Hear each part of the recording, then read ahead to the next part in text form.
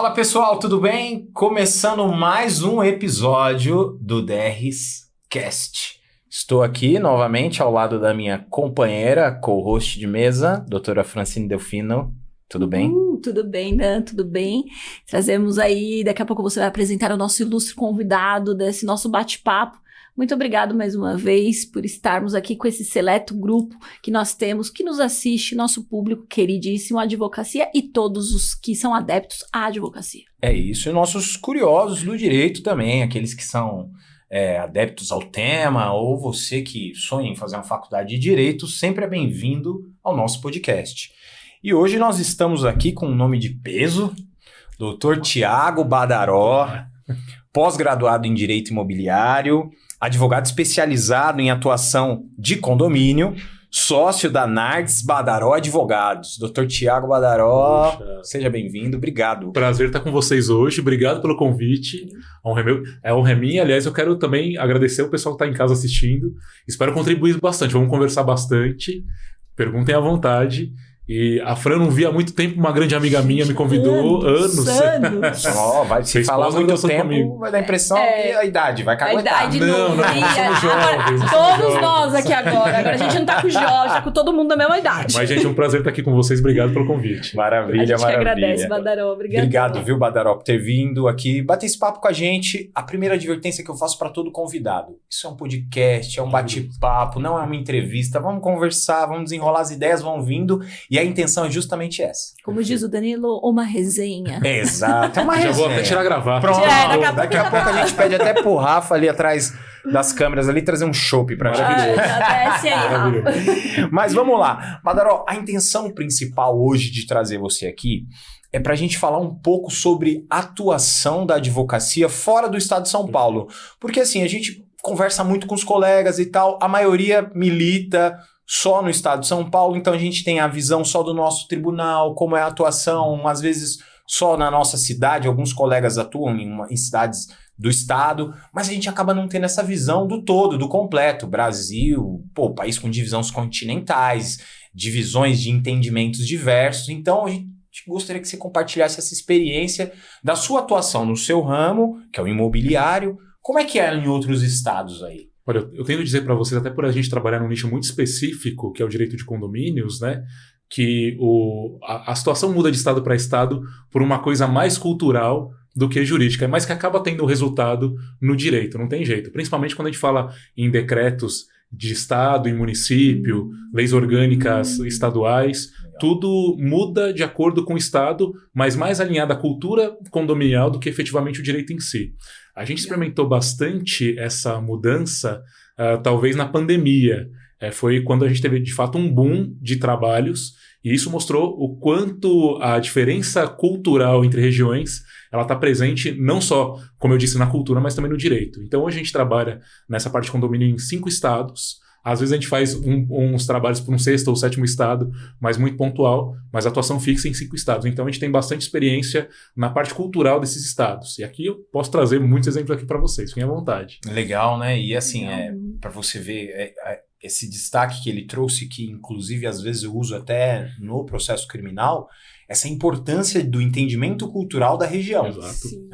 O juiz, quando dá a análise do caso, ele tem que aplicar a lei, mas ele não pode esquecer que, olha, o réu veio de um estado, acabou de chegar no estado de São Paulo, o que é cultural no estado dele, aqui não é, né? Então esses impactos culturais no Brasil são relevantes, né? Exato. E eu posso destacar um exemplo do que a gente tenta fazer bastante, principalmente para tentar adequar o direito a esse regionalismo, que às vezes pegar uma norma do direito, uma de aplicação normativa de âmbito nacional, e às vezes corrigir uma rota dentro de um condomínio. Talvez o exemplo máximo que a gente tenha é um condomínio no Rio Grande do Sul, que está passando agora por essa eventualidade, mas lá, antigamente, no condomínio, enquanto estava uma situação normal, foi muito comum, depois da inauguração do condomínio, que os moradores sentassem nas áreas destinadas à guarda de carros, faziam uma roda para tomar chimarrão. O que, se você for parar para pensar, tá tudo bem. Mas dentro de um condomínio ali, era uma área destinada à guarda de carros. E aí os riscos que isso pode trazer, às vezes uma manobra, o morador chegando, não prestando atenção, poderia bater com o carro. E aí qual que foi a proposta? aquele condomínio, como estava muito recente, e a cultura daqueles moradores trazia uma necessidade de ter uma área mais de convivência, a gente utilizou uma premissa legal do Código Civil para alteração de área, foi votado em assembleia, aquela área foi modificada, aí óbvio que tiveram algumas burocracias a mais com relação ao IPTU, remarcação de áreas que foram um pouco mais trabalhosas, mas o condomínio topou esse trabalho para adequar a lei a uma necessidade que eles tinham. Então, se eu for parar para pensar hoje, por exemplo, aqui em São Paulo, né, ou em Guarulhos, por exemplo, eu posso ter uma área de estacionamento de carros, pode ser céu aberto, interessante usar, mas pra gente, tanto fez como tanto faz, né? Eu não tenho vontade de chegar até a área de estacionamento do meu prédio e ficar sentado lá. Mas aquela comunidade tinha aquele interesse. Então, por que não pegar uma norma federal e adequar a cultura daqueles moradores para que eles pudessem ter interesse nisso? O morador topando, né? A gente conseguindo o quórum em assembleia, que é o coração do direito condominial, foi possível, foi feito e o condomínio foi atendido. É um mundo dentro de outros mundos, né? Exato. Porque é interessante, você falou, Badaró, grande amigo aí, que é feliz em revê-lo, a questão do regionalismo, isso é muito importante, mas a gente tem também a questão da verticalização. Sim. Porque, veja, um novo nicho, novo eu digo, que há alguns anos, uns bons anos atrás, não era um nicho talvez tão explorado pela própria advocacia, você tinha ali só um sub-ramo, hoje já você falou, bem colocou, vocês são especialistas, vocês são expertises no tema. Você acha que essa verticalização também pode passar por uma, talvez, consultoria preventiva antes dessa constituição do condomínio? Você consegue enxergar isso, você que está aí no dia a dia, ou não, isso vai se moldando conforme você falou, as necessidades, eles vão demonstrando, o que você traz para nós aí da sua visão? Eu digo para você que essa consultoria ela já existe, inclusive. Olha, tô sabendo agora. Desculpa, gente, desculpa. Não, de forma nenhuma, imagina. Mas uma coisa é fato, né? O direito por si só, né? A gente, principalmente na faculdade, Fran e Dan, a gente tem, infelizmente, na faculdade, e eu entendi que o público aqui também são de pessoas que estão se formando, Sim. então o pessoal que está assistindo a gente aí está conhecendo uma nova área do direito, a gente não pensava em advocacia para condomínio, apesar de morar em condomínio. Não sei se vocês moram em condomínio. Não, eu não moro. Não moro em mais. casa. Já morou mais. Legal, mas pensem que hoje um grande contingente de pessoas nos grandes centros urbanos moram em condomínio e nunca se pensou na necessidade de uma advocacia virada para o condomínio. Uma coisa é clara, né? A lei fala, ou o direito fala que o condomínio não é nem empresa nem pessoa física. Dá o nome uma qualificação de sui generis para aquela entidade. Mas tem CNPJ, celebra contratos, contrata pessoas, tem cara e cheiro de empresa. Então, por que não pensar numa assessoria preventiva para que a gente possa ter um passo no condomínio e o resultado, às vezes, que não é percebido é a valorização imobiliária.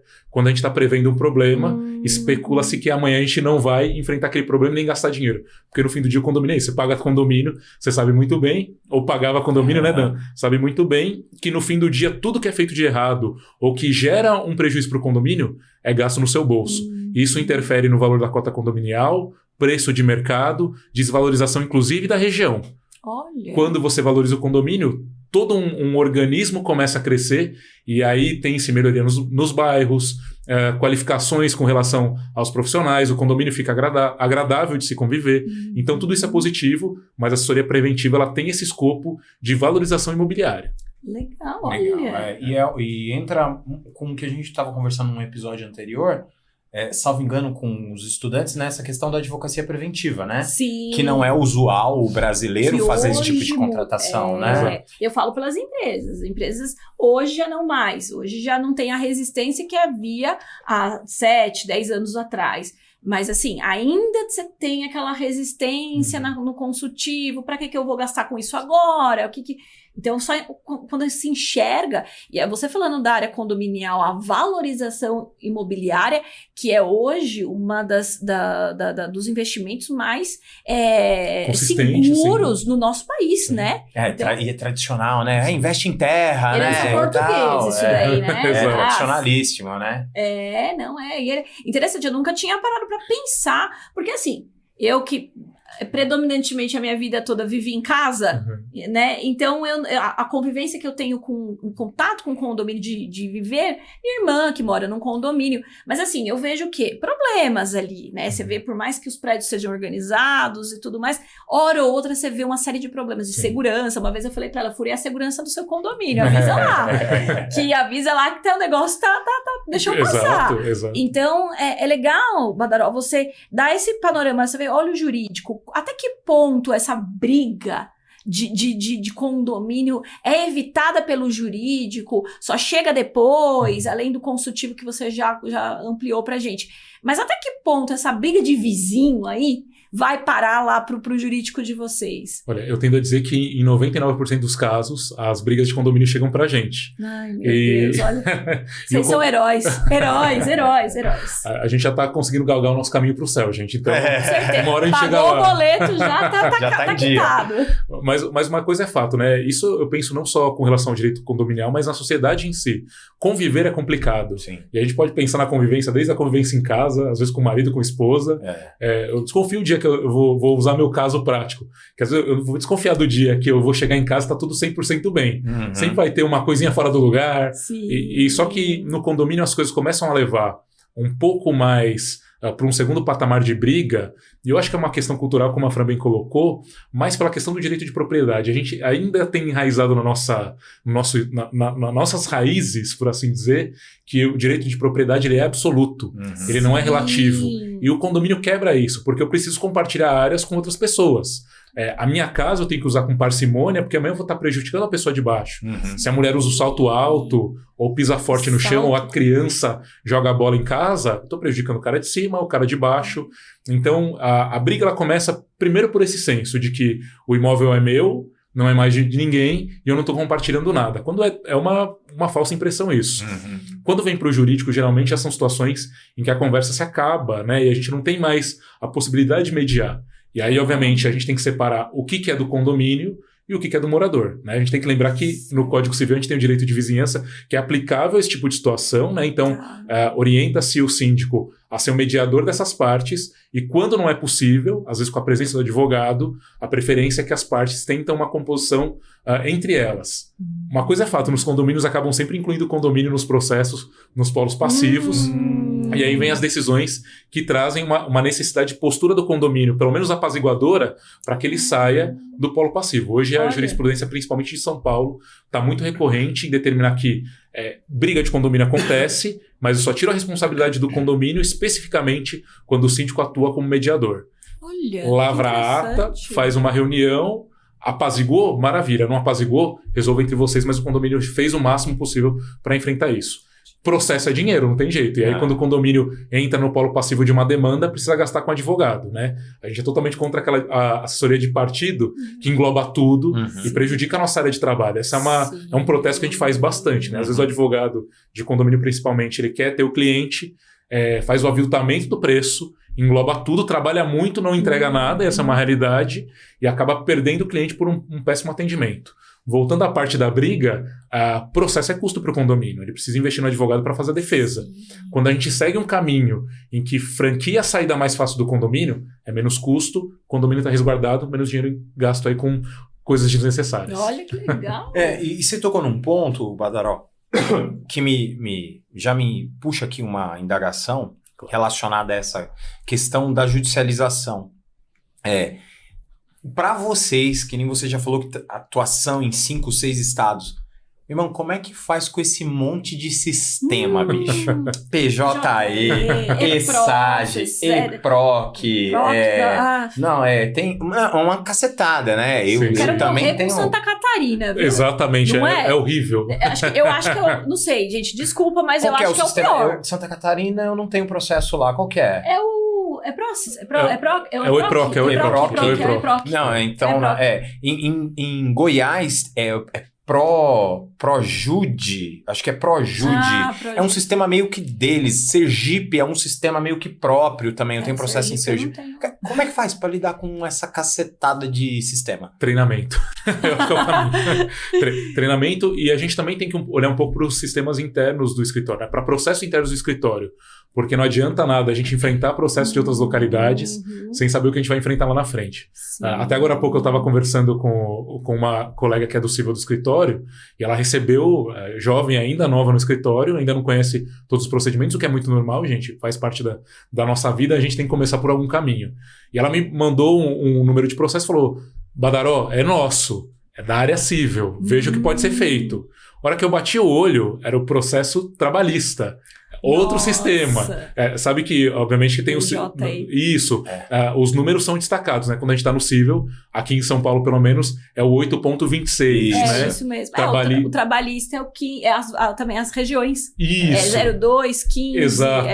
Então eu olhei e falei, isso daqui tem cara de trabalhista. Vamos perguntar pro time de trabalhista, mandou e tá tudo certo. Mas é o treinamento. É saber identificar quais são os procedimentos que a gente vai enfrentar naquela cidade, naquele estado, e qual que é o sistema que é utilizado. E aí, obviamente, não criar expectativa, porque, por exemplo, no TJ aqui, né, quando a gente entra no ESAG, a gente tem, me parece tudo muito mais mastigado. Quando a gente entra no EPROC, aí para você conseguir ter uma cópia do processo, é um trabalho, né? É um trabalho. Eu acho o ESAG tão intuitivo. E as intimações também lá. Muito mais fáceis. Então, assim, hoje, e o SAG hoje, aqui em São Paulo, ele tá com... Você já abre lá, já vem o seu mural, já vem as audiências destacadas, vários advogados, né? Avisa o prazo, exato, gente, tá ali, tal, não sei o quê. Então, assim, eu acho que o ESAG, no âmbito do Brasil, do que eu conheço, eu classifico como o melhor. Sim. É o que mais nos atende, né? O mais intuitivo, como a Fran falou, mas não tem jeito, a gente precisa treinar. E o que a gente faz a gente usa muito o PowerPoint para explicar como é que funciona cada um. Deixa nas pastas do escritório alguns treinamentos. Tutoriais. Tem alguma dúvida, pesquisa o tutorial que a gente deixa pronto lá e tá tudo certo. O que a gente coloca muito como premissa do escritório é, se tem dúvida, faz o prazo com antecedência. Boa. Esse é o caminho. Mas isso é um perigo mesmo. Esse negócio de a gente deixar pro último dia. Uma vez eu tive um problema gravíssimo que eu peguei trauma na Federal TRF aqui mesmo, não era nem TRF2. Porque é o pior sistema do TRF, eu não sei, na minha concepção, porque esse de Santa Catarina é muito ruim porque ele é muito, a forma de manuseio dele, mas em questão de erros de sistema, na minha concepção, o TRF, ele ganha todas. E de repente ele dá uns erros que é malucos, insanos, e eu tava com um mandado de segurança, uma resposta de um MS, e eu desesperada, eu falei, meu Deus, não é possível isso daqui. Aí eu só sei que eu fiz lá, nem eu sei o que eu fiz, porque eu virei técnica de TI, já ali na pandemia, né, e foi, mas eu fiquei com esse receio. Qual mesmo. TRF? Aqui nós temos o 3. O 3? Mas agora é PJE, né? Mas o PJE você não tem noção. Como ele é bem diferente, por exemplo, do PJE da Trabalhista. Eu não conheço o PJE da Trabalhista, que eu não faço. No Rio Grande do Sul também é PJE, inclusive, né? PJE também.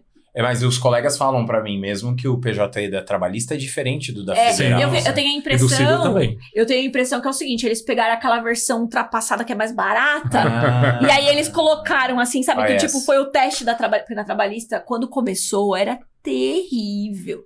Era assim. Aí foi melhorando. Eu gosto do sistema da STJ, eu acho tão simples. Gosto também, me agrada. Legal, também. Mas não tem jeito, meninos, a gente precisa se adequar, essa é uma realidade.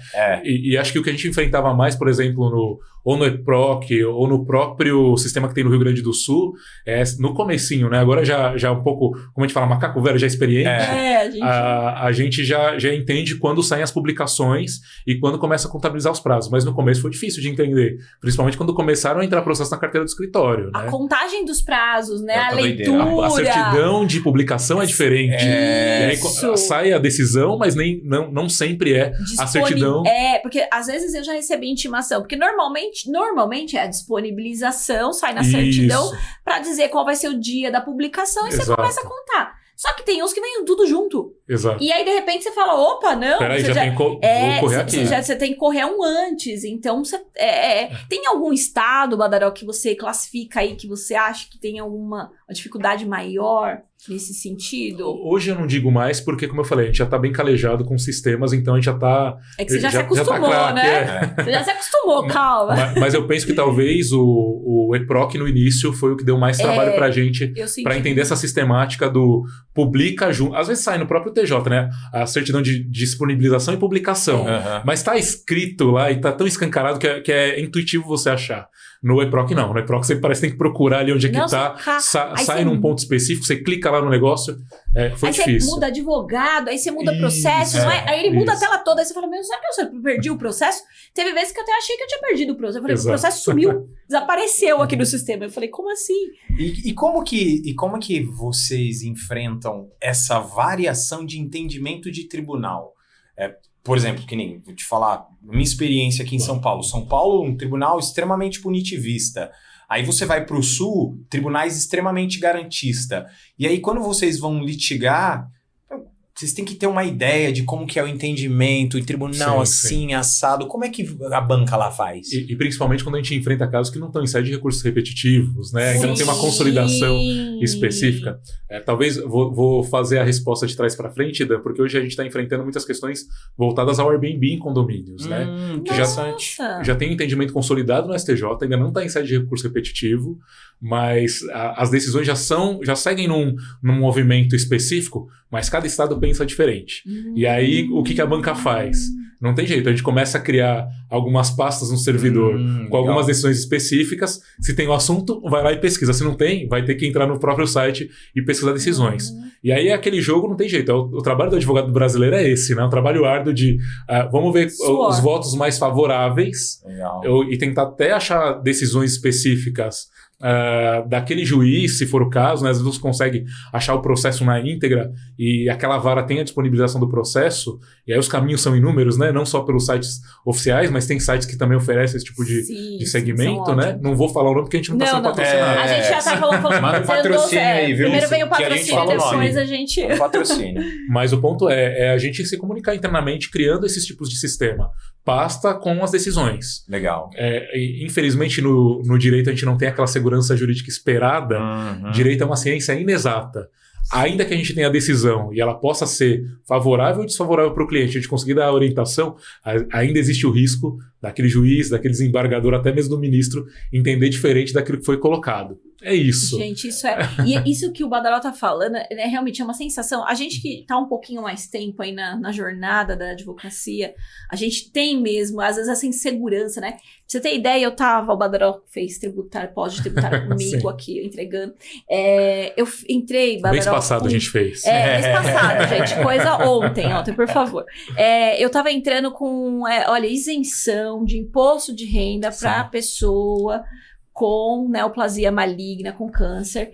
É algo que, assim, tá na lei do IR, tá escrito, já tá decidido, já tá pacificado, mas tem juiz que ainda nega. E eu tinha alguns casos um pouquinho mais delicados, que eu falei, não, eu vou ter que dar uma reforçada.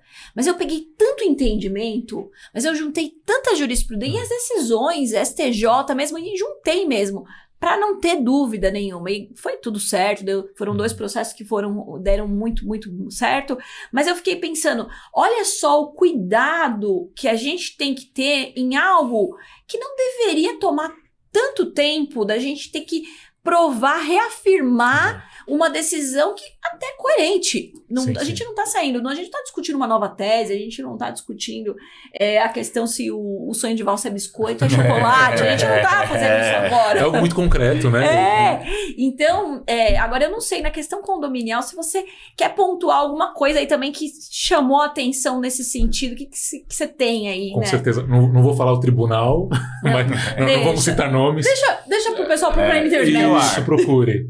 Mas não é de São Paulo, fiquem tranquilos. Mas foi um caso muito antigo e a coincidência foi a seguinte. O tema, aplicação de multa em dívida condominial. Tá. O Código Civil ele é explícito, artigo 1336, parágrafo 2º, em determinar que se aplicará como base a multa de 2%, juros de 1% ao mês. Pronto. Perfeito. Salvo se a convenção não prever a multa de forma diferente. A convenção daquele condomínio um pouco mais antiga, antes de 2002, aplicava multa de 10%. E tem uma enxurrada de julgados que falam que a multa ela pode ser, obviamente, punitiva, ela só não pode ser, ela não pode ter um caráter de retirada de bens daquela pessoa, né? Mas os 10% era um caminho razoável para ser cobrado. Fizemos os cálculos, apresentamos para o juiz, para a juíza, e a juíza Olha ele entregando. não aceitou, para funilar a pesquisa. Para ver a pesquisa. E a juíza não aceitou aquele cálculo, falando que o cálculo estava indevido, que deveria ser obedecido o Código Civil de 2002, o parâmetro era uns 2%.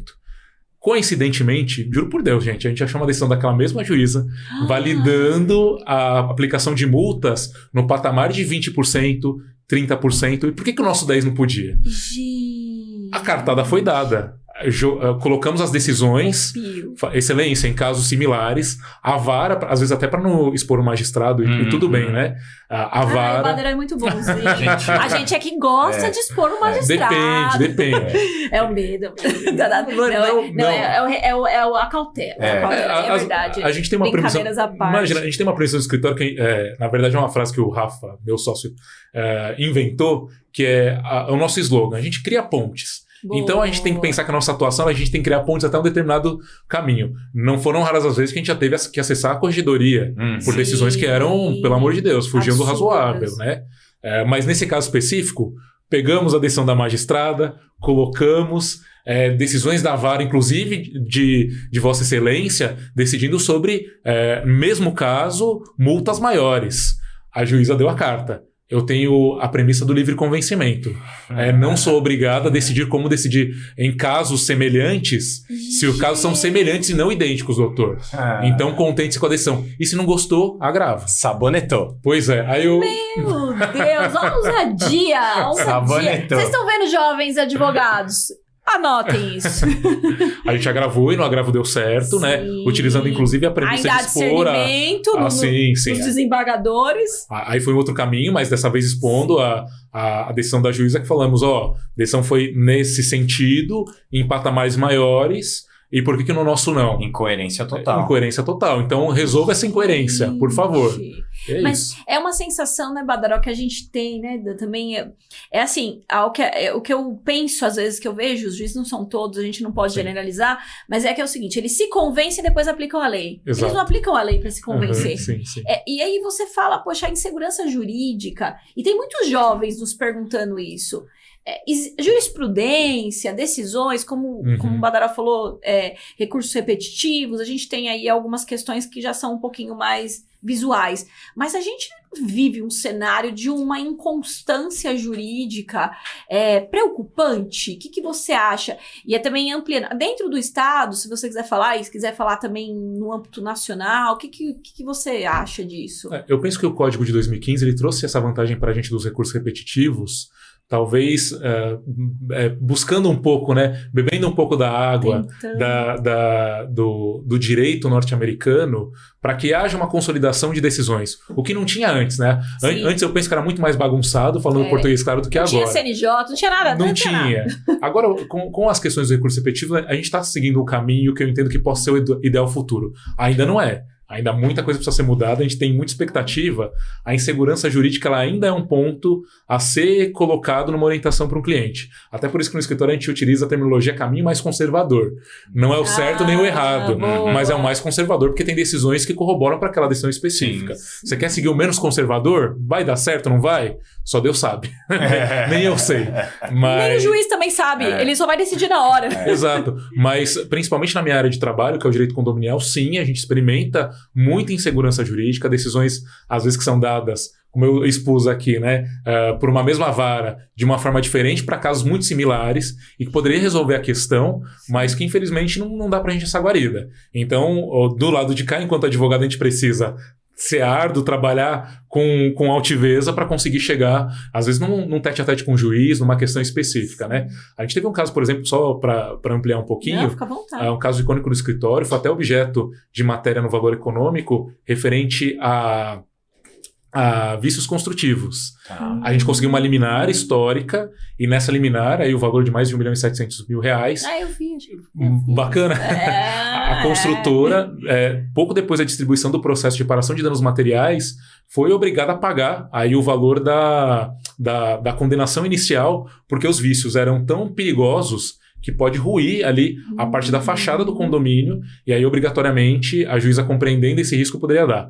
A gente enfrentou vários casos como esse em várias comarcas, em vários estados. Essa foi a primeira vez, e por isso histórico, que a gente teve êxito numa liminar, porque a demonstração do direito era tão latente que, se a liminar fosse dada, eu não sei o que a gente faria. Nossa, essa seria a realidade. Desespero. Mas aí houve, obviamente, a sensatez do magistrado, que talvez pensou primeiro no direito e depois na convicção dele para poder aplicar, e aí o êxito do cliente nesse primeiro plano do processo foi dado e foi sensacional, e por isso que a gente considerou histórico. Mas pensa em quantos condomínios não tem situação de risco, questão estrutural, precisam da liminar, uma situação de hipossuficiência, em que uma construtora que tem porte econômico para poder resolver aquele problema, que pode significar não só a perda de um patrimônio, que é a vida daquela pessoa, mas o risco da vida, e não dá, e não acontece, cria embaraços, e tem uma expectativa de que eu preciso saber mais para conseguir dar o direito para você. E aí vem a questão da burocracia, o tempo investido. Sim. Por isso, quando a gente pega decisões como essa, elas precisam ser enaltecidas. Sim, com certeza. E até por isso ganham publicações, né? Os meios de comunicação procuram a gente, porque tem uma necessidade de mostrar isso, né? E às vezes isso, e a minha expectativa com isso é que outros colegas, quando enfrentarem uma situação como essa, utilizem o material para falar, olha, tem um precedente. Exato. Precedente, inclusive com exposição midiática, né? Que essa é a parte interessante também. Então pense dessa forma, juiz, por favor, me ajude. E é legal isso que você falou, isso me faz lembrar um professor de uma pós-graduação que ele dizia o seguinte: quem cria jurisprudência é advogado. Exato. Total. Não é juiz, não é promotor. A exceção de pré-executividade é nossa conquista. É advogado, assim, casos é. assim, emblemáticos, históricos, o cara bate, nega, bate, Sim. e não muda. Não, a tese é boa, vamos Sim. e tal, e aí sai o primeiro, pum. Agora... Vira o precedente, exato. é assim que a gente vai construindo. Isso que é massa. Você vê, você falando, Badaró, eu lembro, eu tenho uns casos aqui, e aqui na região do Alto Tietê, né, Mogi, Santa Isabel, aqui Guarulhos, a gente tem alguns problemas com loteamentos. Sim. Alguns? Você falou foi modesta, né? De construtoras, né? A gente tem aí enfim, né? As parcerias aí. E eu tô com um caso que foi uma coisa tão insana que ele moldou como se o loteamento fosse regular. E num dado momento, discutindo com o juiz, porque eu já tava até perdendo um pouco a paciência com o juiz ali, porque eu falei, mas por que ele tá criando? Ele falou assim, mas doutora, peraí, o loteamento é regular? Tá registrado, ele juntou um registro. O que é isso, pelo amor de Deus? Eu nem cogitei de questionar a regularidade a partir do momento que ele juntou um registro. Ele falou, eu vou mandar oficiar. A prefeitura. Não existia. Nossa. Não existia. Aí eu falei, gente, mas tá chegando a um nível Sim. e eu tô falando de um padrão, não é um padrão baixo, eu tô falando assim, não é alto padrão também, mas assim, são casas ali... que é casas com piscina, com certo conforto, mediano, e as pessoas pagaram praticamente à vista ali as coisas, e de repente eles estão morando num lugar ali que na verdade não tem licitude, não tá regularizado. Então assim, eu não sei se talvez com vocês enfrentam ali um pouquinho, talvez mais para outros estados ou áreas mais interioranas, se vocês também têm esses enfrentamentos. Sim. E geralmente isso chega para o escritório já numa situação em que ela está insustentável para o condomínio ou para a associação, né? Quando se forma a associação por meio dos condomínios de lote. Em que pese o Código Civil tem uma alteração recente, né? Ela criou ali mais artigos para definir o condomínio de lote e regulamentou uma lei que era muito deficitária, principalmente na questão do registro. As construtoras ou incorporadoras ainda fazem, e essa percepção que eu tenho, as entregas desse tipo de condomínio de lotes a toque de caixa. E isso, aí o comprador que é leigo, e aí tem a questão do preventivo, né? Não se investe em advogado para saber o que está enfrentando, não vamos fazer uma due diligence para saber, até o momento que, de fato, quando o síndico toma posse do cargo, e às vezes não é o síndico mais que é indicado pela construtora, que fica naqueles 2 primeiros anos, é um outro síndico, que é morador, ele vai ter acesso aos documentos, ele vê que, infelizmente, a burocracia não foi respeitada, principalmente na parte da prefeitura, que daí precisa ter, né? É necessário. Incrível, E aí, esse é um ponto, né? Quando a gente entra nessa seara, a expectativa, então, da construtora era só a entrega do bem, a venda dos imóveis, acabou por aqui, não temos mais responsabilidade. E aí vem o caminho do advogado para requerer na justiça depois a regularidade como uma obrigação legal da construtora e da incorporadora. Mas aí já é um caminho que a gente tem que enfrentar, às vezes, com a notificação ou judicializar, porque as tratativas já não são mais frutíferas, né? Das piores, né? E aí você fica entulhado num processo que não é rápido, né? Exato. Não. A gente teve um caso em Campinas, que era um condomínio de lotes também, mas lá eles venderam e tinha uma área que era a servidão de passagem da prefeitura. Fecharam essa servidão de passagem, e era uma área que ela ficava aberta, mas causava uma insegurança para os moradores. O síndico antigo entrou e falou: por que nunca fecharam isso aqui? Sem nenhum conhecimento. Sem olhar a matrícula. Pra que olhar a matrícula para ver que tem uma certidão que não pode construir ali? Vou murar. Acho que foi problema da construtora, mas deixa aqui que eu muro depois, eu vou acionar ela. Opa, autuação da prefeitura, não podia fechar aquela área, multa altíssima, e aí, né? Decisão dele. E aí o ponto é, quando o condomínio nos procurou, e não foi através do síndico, foi através dos moradores, existia uma responsabilidade dessa pessoa que teve que desembolsar o valor do prejuízo que ele causou para o condomínio. Decidiu morar sozinho. Não convocou nenhuma assembleia para compartilhar aquela responsabilidade com os demais moradores. E talvez compartilhasse, os moradores iam barrar ele e falar: aqui é servidão de passagem, você não pode morar porque não é nossa, né? Ela é compartilhada com a prefeitura. Tomou a decisão sozinha, pensou que estava fazendo bem, a boa vontade dele caiu por terra quando veio uma multa altíssima, mais de 50 mil reais. Nossa. E depois a gente teve que entrar com ação de regresso contra o síndico. E aí o problema foi instaurado. Uau. Seria fácil se tivesse falado com o advogado então, olha antes. quanto evita-se, né, na advocacia preventiva. É o que eu estava falando com o pessoal nos últimos episódios, a gente estava conversando sobre isso, Badaró. Falando que a gente tem que mostrar, às vezes, em números. Exato. Talvez até chegar para o cliente, porque a gente tem feito isso nas apresentações para as empresas, olha, em números, tá vendo aqui? Então, assim, eu gostei do seu conservador, a gente coloca risco alto, médio ou baixo. Eu não uso esse termo, mas acho que o prognóstico ali. Eu tô pensando em usar esse termo, eu gostei, Badaró. Você me permite. Já pode utilizar. Eu vou colocar, porque o cliente vai falar: nossa, conservador, tem que ver, só tô com cuidado, porque ele entende como conservador. Eu vou pensar. Legal. Mas, e a questão, por exemplo, de métodos alternativos de solução de conflito? Nesse ramo, funciona, não funciona? É verdade. É possível colocar numa convenção de condomínio, por exemplo, que os litígios serão resolvidos em câmara de arbitragem? Totalmente é possível, né? A gente tem que lembrar que a convenção do condomínio é o documento principal que cria normas dentro daquela comunidade. As leis, né? Exato. E desde que não haja nenhum desrespeito às leis superiores, né? Às normativas superiores, pode ser feito. A grande questão primeiro, talvez, quando o condomínio ele é instituído, a construtora pensar nessa modalidade de composição. É a última coisa que ela quer, né? É a última coisa que ela quer. Ou, principalmente, os moradores investirem dinheiro para uma alteração de convenção que tem esse tipo de mecanismo para poder solucionar. Mas é totalmente possível. É o direito privado puro, né, que a gente enfrenta dentro dos condomínios. Então, a liberdade dentro do direito privado ela é muito ampla e pode ser feito sim. É raro acontecer, gente. É muito raro, mas pode ser feito sim. É que não pegou muito bem no Brasil, né? É uma boa, mas não pega, né? No Brasil tem lei que pega e não pega, né? Eu tive Gente, eu passei uma vergonha. Eu conto isso pro pessoal. Eu tive uma professora no mestrado, que ela era da Universidade do México. Ela veio, né, trazer uma aula pra gente. E aula brilhante, falando, porque eles são muito pioneiros, né? Em mediação, conciliação. E aí eu até fiquei com vergonha da pergunta que eu fiz pra ela. Que eu perguntei assim: professora, como que lá no México acontece quando as partes descumprem o que está sendo acordado ali? Qual que é a forma? Existe uma forma mais coercitiva, alguma coisa? Ela falou: desculpa, eu não entendi a pergunta. Aí eu falei: meu Deus, o que eu tô falando aqui? Aí eu já comecei a ficar com um certo pânico ali, né? Passando vergonha. Eu falei: não, aí eu repeti, aí ela falou assim: não, mas lá a gente cumpre porque é uma conciliação ou uma mediação. Se as partes não concordarem, não é uma mediação, uma conciliação. A resposta dela, eu me senti como se fosse aquela resposta que a criança dá pra gente, que é a mais simples de todas. E eu falei: o Brasil, ele colocou a forceps, Sim. a conciliação e a mediação, os métodos alternativos, ele faz fazer, mas não cumpre-se.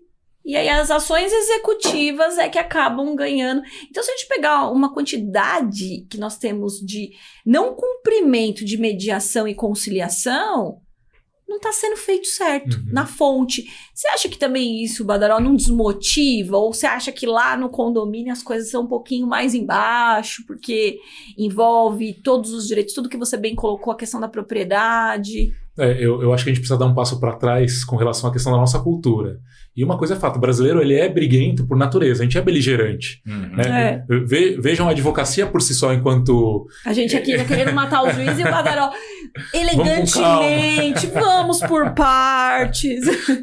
Mas essa é uma cultura nossa, né? É verdade. Eu tive num evento nos Estados Unidos, faz mais ou menos uns 4 anos, pouco depois da pandemia, e era um evento jurídico em que eles aplicavam as tecnologias mais novas, aí estava começando a falar em aplicação de AI para o direito, legal, pesquisa de jurisprudência, e um colega que é advogado que trabalha fora me falou, a gente briga muito, ele é brasileiro e está trabalhando nos Estados Unidos, a gente briga muito, Badaró, a advocacia nos Estados Unidos é totalmente diferente, ela é muito mais conciliatória, porque compreende-se o custo do Estado, mas também do cliente para enfrentar o processo, e não só o custo financeiro, mas o custo tempo, quanto aqui, o que o cliente quer nos Estados Unidos é a solução. Eu quero o resultado, eu não quero a briga. Eu quero que você entregue aquilo que é meu, e eu não quero, do outro lado, enquanto entregador daquilo que lhe pertence, eu não quero ter mais aquele problema, porque aquilo pode me manchar a reputação. Aqui no Brasil eu vejo um pouco diferente isso, né? A gente tem o gosto do processo. Eu duvido que vocês já não tenham ouvido isso, mas que cliente você já não falou que, doutor, eu sei que eu vou perder, mas eu topo o processo. Porque essa é uma realidade, pátria. Vou até o final, vou até o STF. Exato. Vou compartilhar com vocês um caso que eu tive há umas 2 semanas atrás, e eu participei dessa audiência por uma vontade específica até do cliente que queria me ver nessa audiência. Briga de barulho de condomínio, que é algo muito corriqueiro. Moradora de baixo reclamando da moradora de cima. Fato era que a nossa cliente nem morava mais no condomínio. Uau. Fez a perícia técnica dos barulhos, a perícia identificou que os barulhos eram de fora, que os barulhos externos, prejudicavam mais que os barulhos internos, e aquela outra parte ia perder. De chegar na audiência e o advogado da outra parte falar, fica quieta para cliente que você está perdendo. Escuta aqui que o advogado está querendo fazer um acordo e encerrar o processo. E eu falando para a cliente, olha, vamos pensar, a cliente advogada compreendeu perfeitamente, vamos pensar no caso prático, você já teve um gasto com o advogado. É um processo que está te tirando o sono. Expectativa de ganho, se a gente pensar, vai ser peanuts, coisa pouca para você. Você acha que vale a pena continuar brigando? Pensa com o coração. Badaró, não vale a pena. Eu prefiro a conciliação. A moradora que estava errada, do outro lado, eu quero continuar. Ela me fez mal, ela sempre fez barulho, ela sabe que eu tenho transtorno obsessivo compulsivo. E o advogado segurando o braço dela, me pedindo desculpa, falando, fica quieta que você vai perder o processo. A juíza, obviamente, naquela postura de que vamos conciliar para tirar da frente esse problema. Eu não quero sentenciar. Mas muito simpática na proposta de conversem, entendam. Esse foi o caminho para ser trilhado. O advogado entendeu a proposta, a gente também entendeu a proposta, porque a gente poderia continuar para ver o escárnio daquela moradora que ia perder e a gente ia dançar naquela vitória e ganhamos. Mas até onde isso vai levar a gente? Hoje a gente tem que pensar enquanto advocacia, não é, pelo amor de Deus, às vezes pensam isso, vou até olhar para a câmera, que a gente está desmerecendo processos, mas o advogado ele tem que ser ativo nos processos, mas privilegiar também os processos estratégicos. Esses são os que mais tomam o nosso trabalho. E quando o advogado performa no processo estratégico, ele está ganhando para o cliente dele, e não só para aquele cliente do processo estratégico, mas para o demais. Porque quando o resultado vem, e como bem colocou o Dan, a gente que faz a jurisprudência, né, parafraseando o professor dele, a gente tem a possibilidade de mostrar para aquele cliente que a gente pode mais e entregar mais para ele. O seu processo ele vai ser bem tratado, a sua discussão, a sua dor, ela não é minimizada, mas veja, aqui a gente tem um caminho de composição que é muito mais fácil, que vai acabar com o problema. Segue aqui. O advogado ele precisa focar no estratégico. Ponto. Ele focando no estratégico, aí a possibilidade dele entregar mais até para aquele cliente que está sofrendo aquele problema é muito maior. Mas ainda a gente não visualiza isso. Ainda eu acho que é um caminho muito longo para percorrer, porque a gente ainda não... O cliente não identifica, ele não vê isso com o advogado. Ele quer brigar. Pronto. Ele quer se vingar. Às vezes ele quer se vingar. Você sabe que eu tive um caso emblemático também de uma empresa, mas foi na área civil de contrato. Foi um problema contratual ali que aconteceu. E eu falei para o cliente, eu falei assim, olha, você vai pagar caro por isso. É uma coisa que não vai... Ele até foi realmente prejudicado. O cara, ele praticamente era um estelionatário, tá? Ele realmente vendeu uma ideia ali pra ele de um loteamento, inclusive, uma coisa bem grande. Só que eu falei assim, eu acho que você vai realmente pagar caro por isso. Não, mas eu quero. Vamos tentar chamar para um acordo. Você faz o seguinte, porque ele tinha prestado um serviço, né? A empresa dele tinha prestado um serviço para o dono do loteamento, e ele recebeu uma parte, ele queria essa parte de volta e o outro queria outra parte. Cada um queria o que, né? A sua cota à parte. Devolve para ele, porque assim, quem inviabilizou o serviço, de fato, foi o dono do loteamento. Ele inviabilizou o serviço dele. Só que o que tinha acontecido é que ele tinha recebido uma antecipação maior do que tinha acontecido. Então, a cota à parte que ele recebeu foi um pouco maior mesmo. Era discutível, enfim, tal. No final da história, ficou elas por elas, só que aí você vem sucumbência, você vem... Porque aí você tem o pedido... Aí na sucumbência eu tive que fazer sustentação oral no tribunal para pedir a sucumbência recíproca, porque eu tinha feito pedidos alternativos já com o receio da perda que poderia de fato acontecer, porque o contrato não era muito bem feito. Então eu falei, quem fez esse contrato? Diga-se de passagem. Peguei na internet. Eu ia falar isso agora. Google. Vamos lá, empresa, né? É raro, mas acontece com frequência. E não era uma empresa pequena, né, gente? Então, assim, eu entendo que as pessoas não saibam disso, mas, assim, talvez, assim, essa insegurança e esse ímpeto que, às vezes, o cliente chega e que não quer entender, e não foi falta da gente tentar. Porque quando o nosso cliente entende, a gente fica feliz, né? Mas quando ele vem com isso, a gente vê, as duas partes perderam. Exato. E no final da história foi isso, todo mundo perdeu. E o desgaste do processo não é legal. A gente que é advogado, exatamente, a gente quer ganhar. Um dia a Fazenda Pública, lá, a Procuradoria, me coloca lá uma jurisprudência ultrapassada e escondendo a data. Falei, que é isso? Malandragem. Malandragem pra cima de Moá, não. Eu peguei, colei e falei, está tudo ultrapassado. O juiz, na hora, ele já sentenciou. A gente quer ganhar isso, a gente quer ganhar essa... às vezes uma discussão até melhorada, mas técnica, né? Sim. A gente não quer isso. Então, acho que talvez é uma reflexão para o público, que talvez não seja técnico do direito, também pensar, confia, às vezes o advogado tá ali, ele tá para te ajudar, nós somos amigos da parte. A gente tá ali defendendo a pessoa, né? Agora no condomínio, acho que vocês... Agora, líder, você falou também, Badaró, do síndico. Eu queria puxar esse assunto do síndico. Claro. Você falou do síndico, do morador. Fala pra gente como que tá hoje. Hoje você tem um síndico profissional. Sim. Fala um pouquinho pro público, porque até eu também tenho muita curiosidade de saber como é que tá, como é que mudou. Assim, é o senhorzinho lá, mais antigo do prédio? Quem que é o síndico hoje? A gente tem que pensar, como a gente tinha conversado há um pouco tempo atrás aqui na nossa conversa, que o direito condominial é uma área nova do direito, por assim dizer, né? É o direito olhando talvez para um nicho novo de mercado. No final das contas, a gente usa o Código Civil, que não tem nada de novo, é de 2002. A gente falava disso. Que inclusive já tá pra cair. Exato, né? Vai ter a reforma. Ou até mesmo a Lei 4.591 de 64, que é a Lei de Corporações Imobiliárias, a gente ainda utiliza. Mas a figura do síndico sempre foi aquela do eleito por estar dentro do condomínio. Uma questão mercadológica começou a acontecer. E aí viram que existia a possibilidade de criar aí, gestores profissionais. Pessoas que não eram moradoras, mas mediante preço pago, ela toparia fazer a gestão do condomínio como se síndico fosse. Assumir responsabilidades, é eleito da mesma forma, nada muda. Hoje essa figura está cada vez mais recorrente nos condomínios, não é uma profissão ainda regulamentada, carece de regulamentação, existem projetos de leis, discussões, mas ainda o legislativo não virou os olhos para o síndico profissional. Não sei o porquê. Às vezes por não enxergar talvez um potencial financeiro interessante, o que me parece uma besteira, porque são mais trabalhos que podem ser gerados, mais empresas abrindo, mais pessoas querendo empreender, como já é a realidade de hoje, mas não sei o que acontece.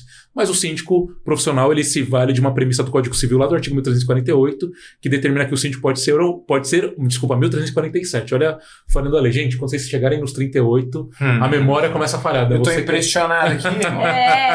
O Badaró tá aí. Tá puxando aqui os artigos aqui, eu falei, meio mal. Não precisa, não, a gente já nem quer mais saber qual é o artigo. O Vadimeco aqui é milhão já. Pode procurar. Google aqui. Mas o 1347 fala que pode ser o síndico morador ou pessoa estranha ao condomínio.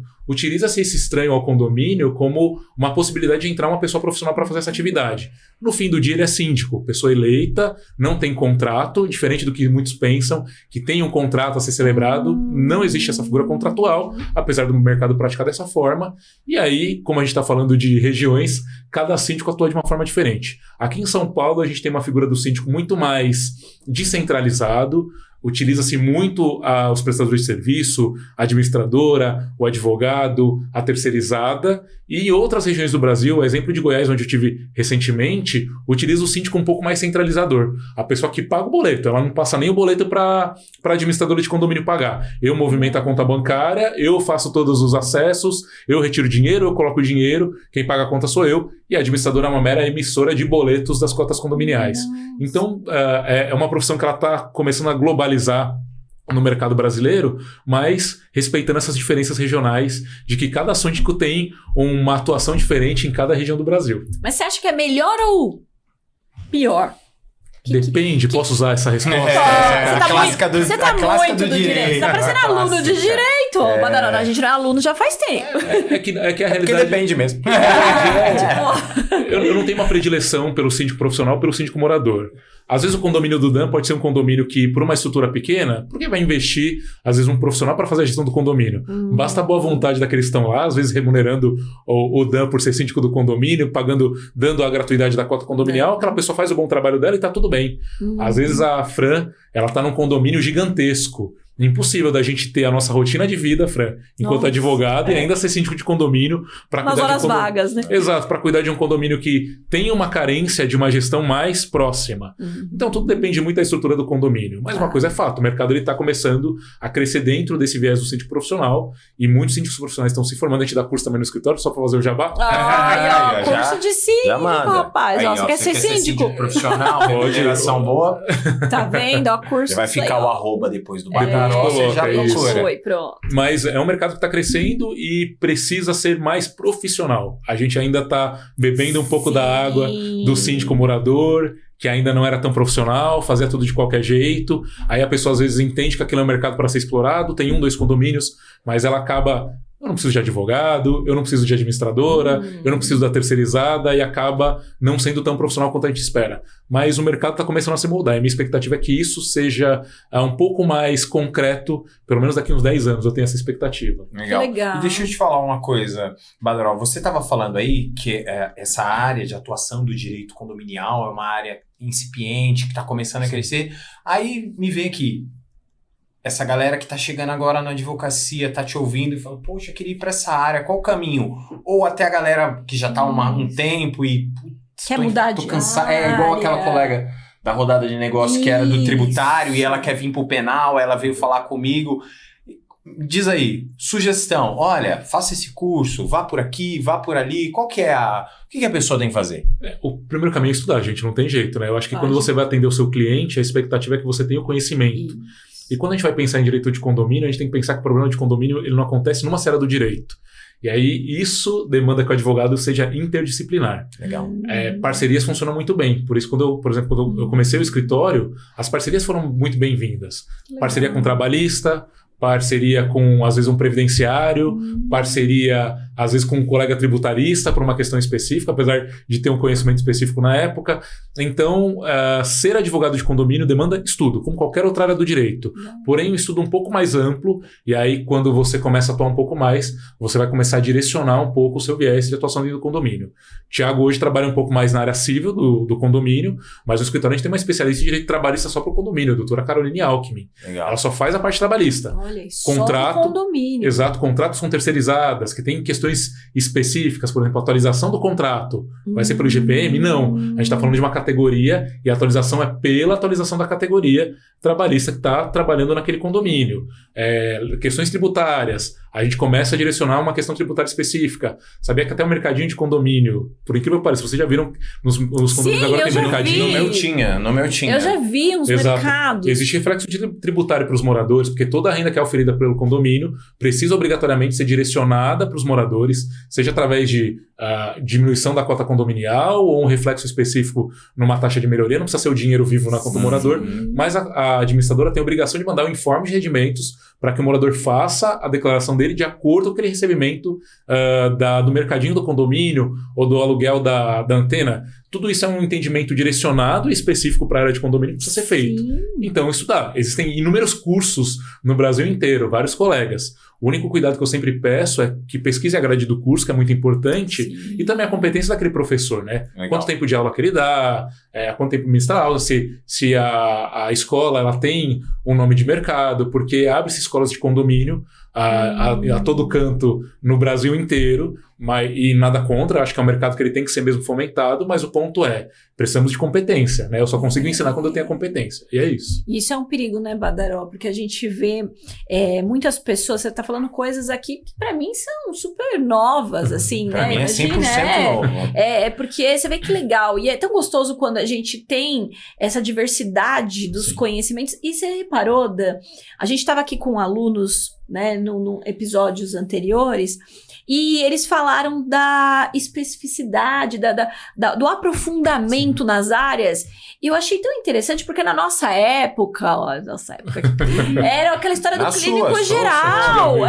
Você antigamente era um clínico geral, você tinha de ser. Claro no que máximo o que a gente tinha na faculdade ali, né? Nem empresarial. não, que civil, era comercial. Eu ia Você falar foi da isso época agora, eu ia comercial, falar não me isso. engana, não me engana. Direito mercantil. Direito mercantil. Mais antigo ainda. Quando eu fiz a prova da Marinha, eu lembrei do mercante. Então, hoje o jovem ele já tem esse discernimento. Sim. E é legal essa sua fala do cuidado com os cursos.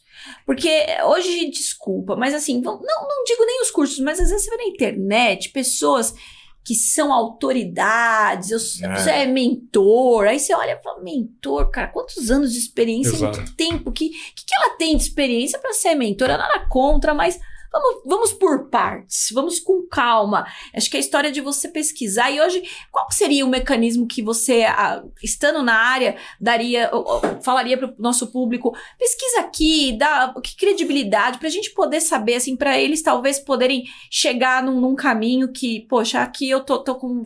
Você falou da grade, é muito legal, mas eu tô aqui num terreno mais firme. Posso contar uma história engraçada para contextualizar isso? Deve. Eu e o Rafael, A gente adora.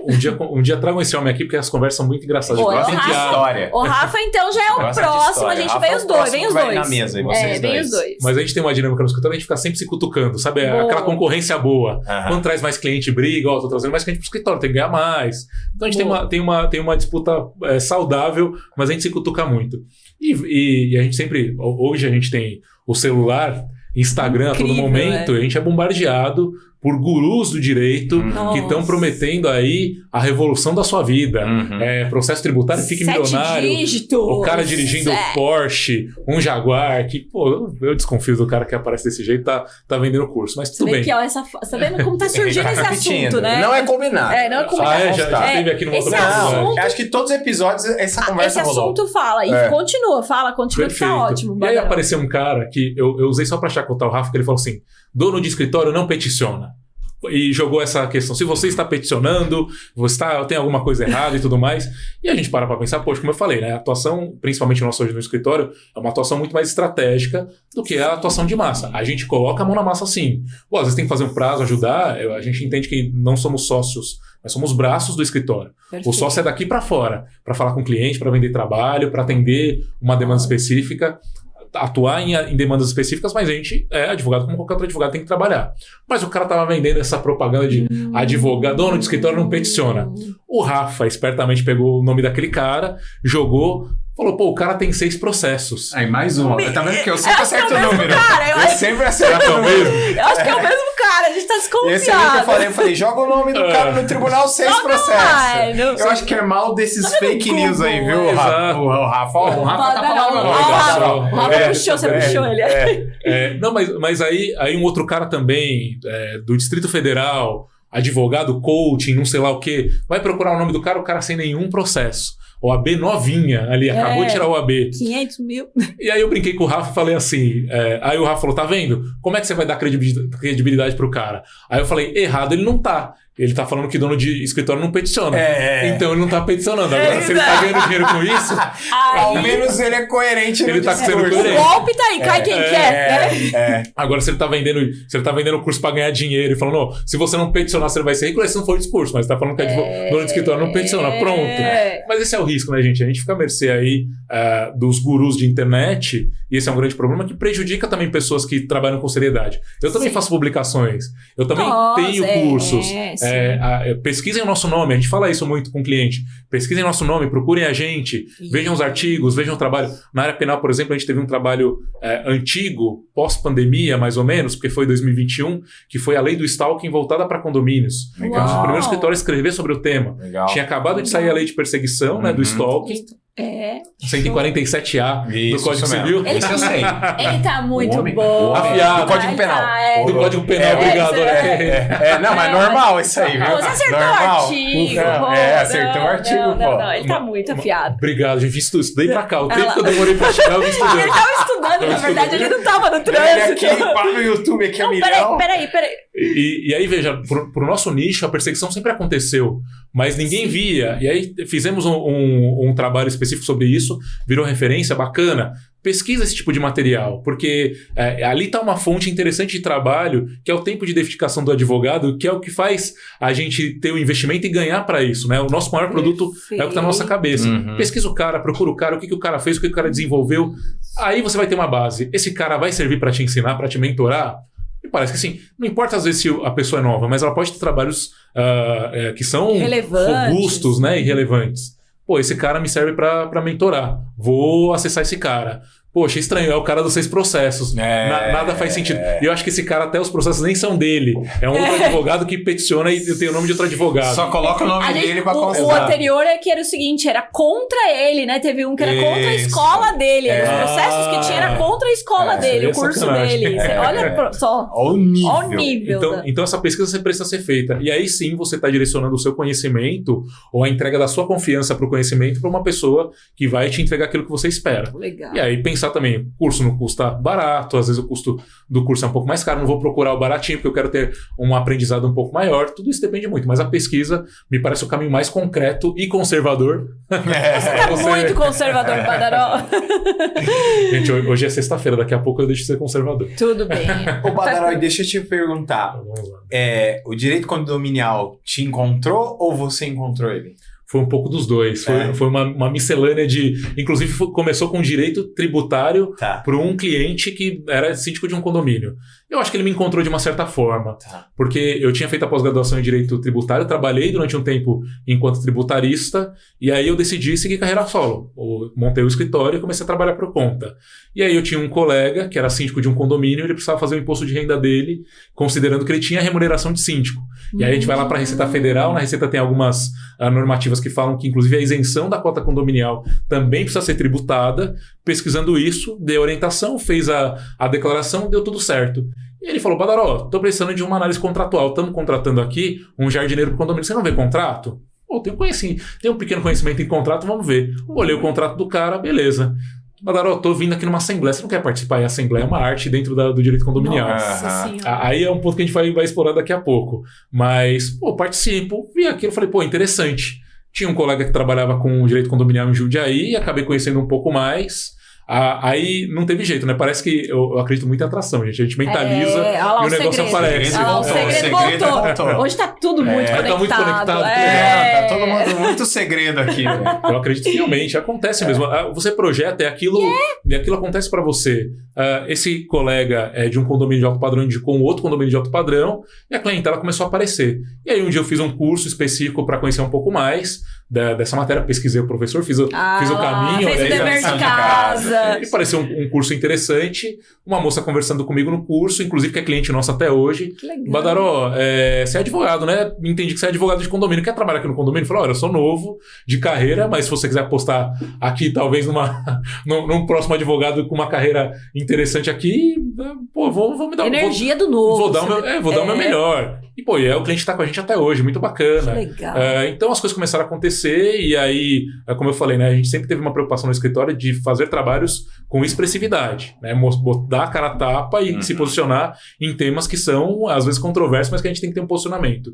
E aí começaram a aparecer as oportunidades, mídia procurando a gente, e aí a coisa começou a andar. Aí foi embora. Aí cresceu. Falou Legal. por si, né? Mas é porque isso é interessante quando você acaba indo numa área porque apareceu um processo e aí você se encontra. Poxa, isso aqui é legal, é a minha vibe, bate, a química rolou, tem um clima e tal. Exato. Pô, você vê, e a gente percebe o brilho no olhar. É isso que eu ia falar, que ele gosta. Ele gosta, você percebe ele que se apaixona pelo que gostoso. ele faz. É. Isso é impagável, Badaró, porque com certeza o pessoal que tá assistindo, o jovem, que tá às vezes até meio perdido pra saber, meu Deus, pra onde eu vou, de onde eu vim, né? Quem eu sou. E até às vezes o advogado com experiência que quer mudar. Sim. Fala, poxa, eu não me encontrei aqui, gostava tanto disso, eu achava que isso fosse me dar dinheiro, que me daria dinheiro, e de repente você fala, não, mas o que te dá dinheiro é o que você faz com prazer. Eu adorei a sua fala de a gente quer quebrar esses entendimentos, a gente quer discutir com técnica.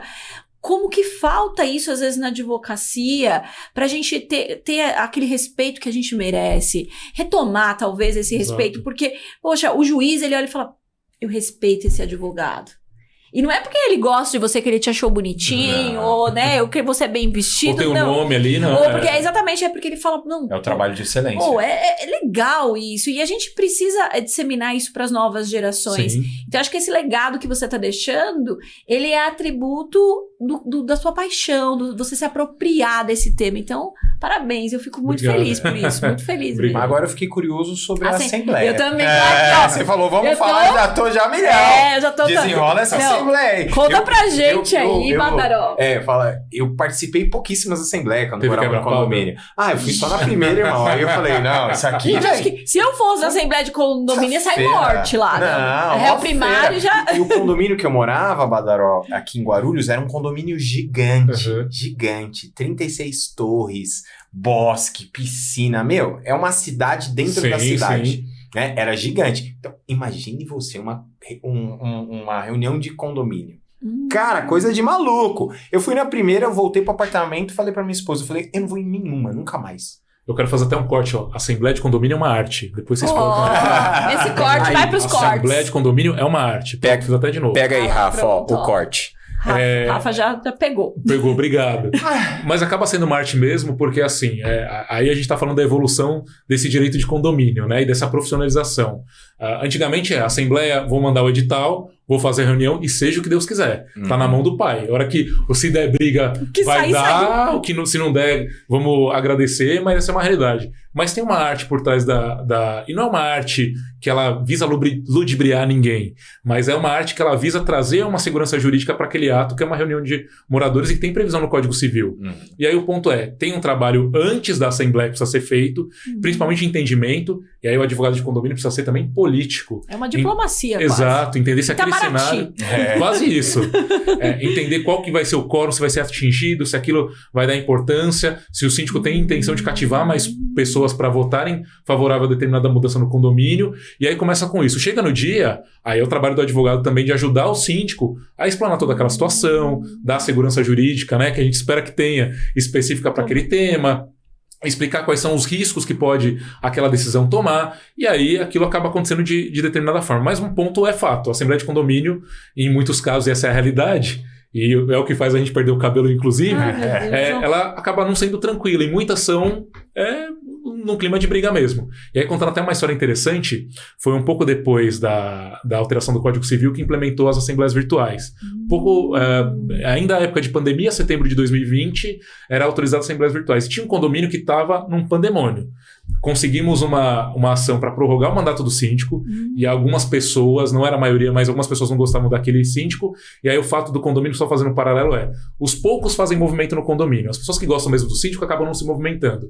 A galera do contra é a galera que faz edital de convocação para destituição, faz panelaço e por aí vai.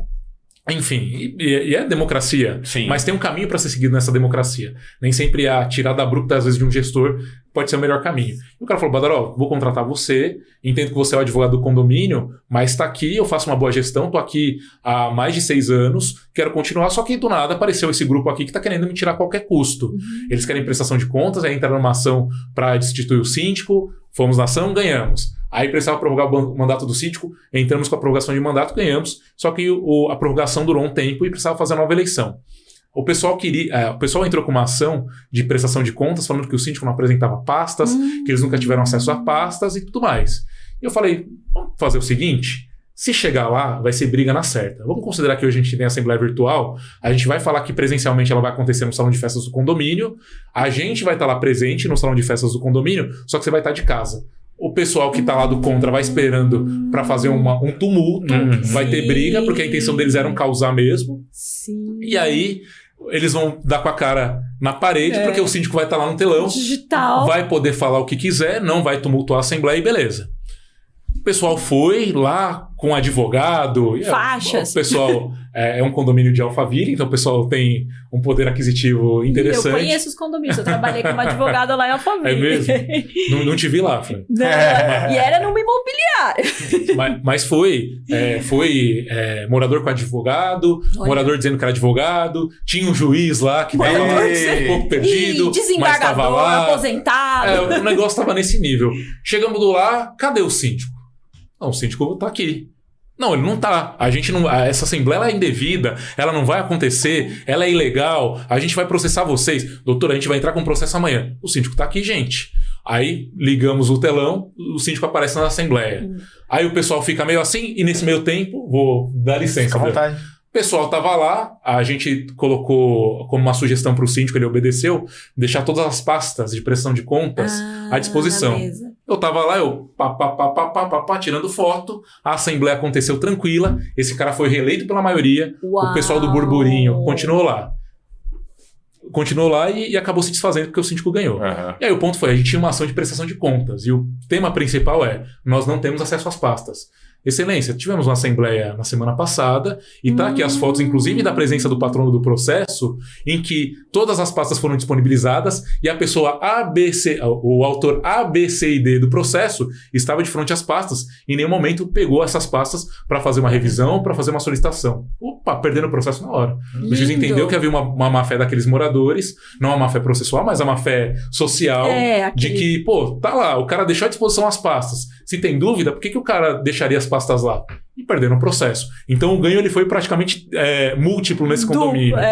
Múltiplo. Questão política foi preservada, isso é importante para o síndico, né? Conversar com aquele eleitorado que está do lado da boa gestão, não precisa estar do lado dele, mas que é o correto, dissipar o grupo do contra, que não tem problema ter o grupo do contra. E a democracia ela é o coração da nossa sociedade. Sim. Mas o grande problema é quando esse grupo do contra começa a inventar, a stalkear. É contra por ser contra. É contra por ser contra, não tem justificativa.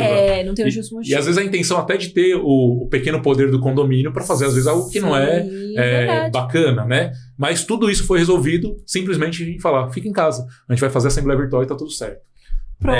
O que eu achei massa de boa parte da fala do Badaró é que ele tem uma visão de um agir estratégico da advocacia. Sim, isso é muito legal. Não, eu acho isso fantástico, porque e aqui eu conto até uma resenhazinha na faculdade. Nos últimos anos, acho que, salvo engano, 4º ano, eu tive aula de mediação e conciliação. Já na reta final, pô. Aí a professora falando, não, que a gente tem que evitar o processo e tal. E eu sempre fui um cara boca dura, né? Acho que é até por isso que eu virei tribuno de júri, né? Total. E eu, ali no fundo da sala, olhando aquilo, levanto a mão, professora, pode falar, Danilo. Eu falei, peraí, velho. É isso mesmo que eu vi direito? Vocês treinaram a gente 5 anos, foi no 5º ano. 5 anos pra processar. Eu tive, sei lá, 5 ou 6 semestres de processo penal, de advogado processo indispensável pra atuação na justiça. Pô, aquele negócio. Curso. Aí agora, no último ano, a senhora vem falar que eu tenho que evitar o processo? Eu falei, irmã, eu sou um pitbull preso na garagem, só esperando alguém abrir o portão pra morder uma canela. Eu quero o processo. Dá o aval, dá carta. Me dê agora, eu quero processar. E ouvindo o Badaró falar, a gente percebe do agir estratégico de, olha, vamos evitar a beligerância em determinados momentos, porque a efetividade é o que importa. Exato. E pensando em condomínio, né, e principalmente os condomínios de mais alto padrão, são um público que geralmente não tem medo do processo. É aquilo que a gente falou um pouquinho mais no começo, é o processo independente de perder ou não. Até puxando para outro caso também bem interessante, um morador, a gente, como é direito privado, como eu falei para vocês, a gente tem uma expectativa, até uma liberdade de normatização muito grande, não só através da convenção, mas a gente defende uma tese no escritório que o edital de convocação também cria lei, assim como se fosse o edital do poder público, que também tem esse mesmo viés, sim. né? E a gente, um caso também estratégico, a expectativa é que as procurações elas tivessem sem firma reconhecida, porque esse morador estava batendo de porta em porta e criando o caos para que os moradores assinassem procurações sem saber o que estavam assinando. Gente. E aí esse cara ia chegar com bastante procurações na Assembleia e talvez destabilizar a administração. Eu falei, olha, Código Civil 654, Dan. Parágrafo é uma memória, irmão. Parágrafo 4º, eu acho. Parágrafo 4º. É o Mike Ross no Brasil. Ai, meu Deus. Mas isso é importante. A gente fala isso porque a questão do conhecimento da legislação, principalmente na Assembleia, você é confrontado a todo momento. Sim, principalmente pelo colega advogado. E nesse caso aconteceu isso. A gente colocou a premissa do 654 que fala que a procuração, quando ela é remetida ao terceiro, o terceiro ele pode pedir que ela tenha firma reconhecida.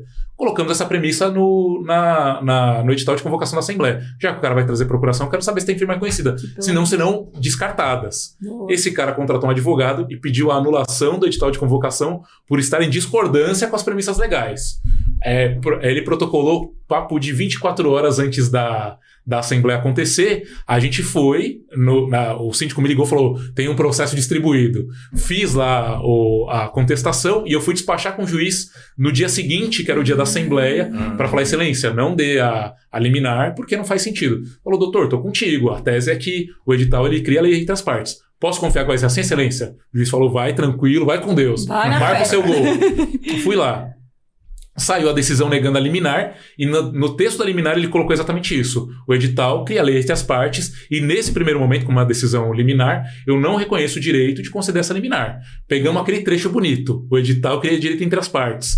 O cara chegou com aquela porrada de procurações, condomínio de alto padrão, segurança barrou ele e falou, aqui você não vai entrar. Não, mas eu tô aqui com as procurações. Estão com firma reconhecida? Não. Ele estava inadimplente não pode participar de assembleia, aqui você não pode entrar. Não, mas eu vou chamar meu advogado, vou chamar a polícia, fica à vontade. E o pessoal que estava do lado dele, por que não pode? Por que não vai entrar? Mostramos a decisão no processo, explicamos para eles, inclusive, o custo que eles teriam com esse processo por causa desse morador. Todo mundo ficou indignado com aquela pessoa por besteira, por detalhe pequeno. Coisa boba.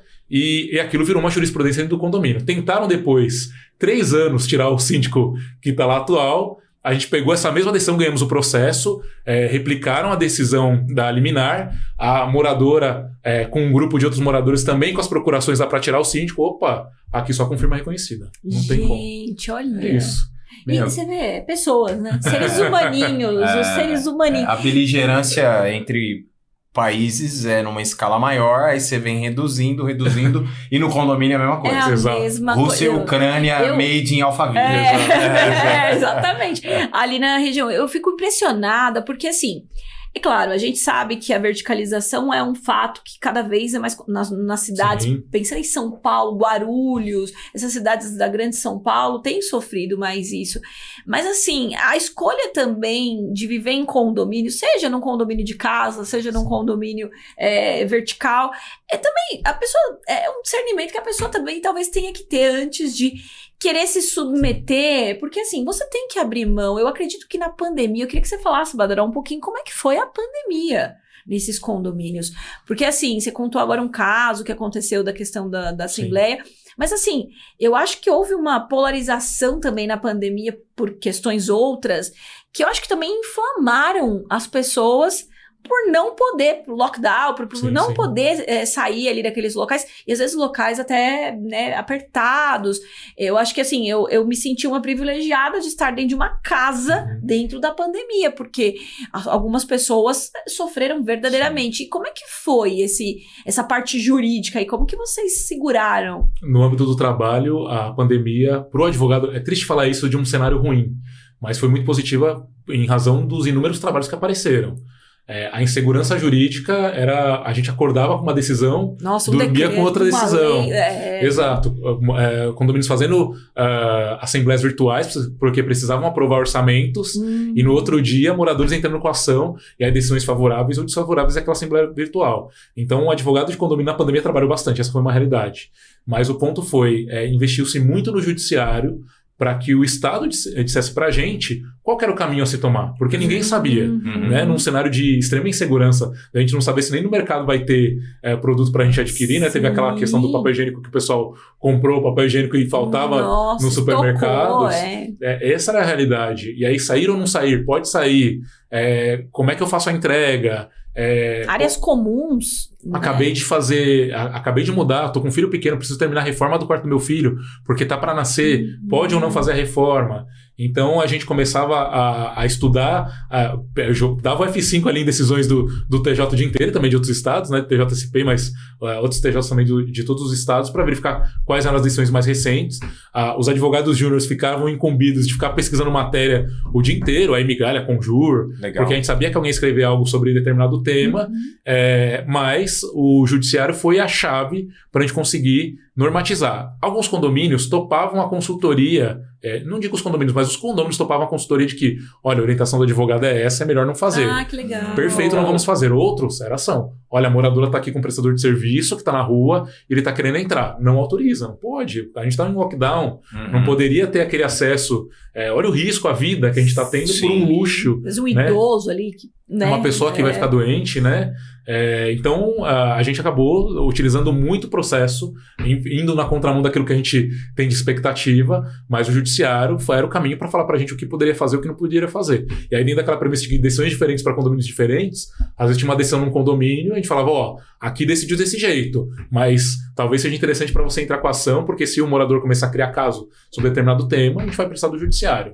Então, prorrogação de mandato, a gente só conseguia via judicial porque o banco barrava o acesso do síndico àquela conta do condomínio, e aí o síndico não podia pagar a conta por uma questão sistêmica, não podia... Gerava dívida... ficava com o contrato... Aí tinha que ligar para prestador de serviço para pedir, emite o boleto para amanhã que a gente vai conseguir eliminar e tal. Então, tudo foi muito trabalhoso com o judiciário ditando pra gente qual era a regra do jogo. Olha maravilha, hein?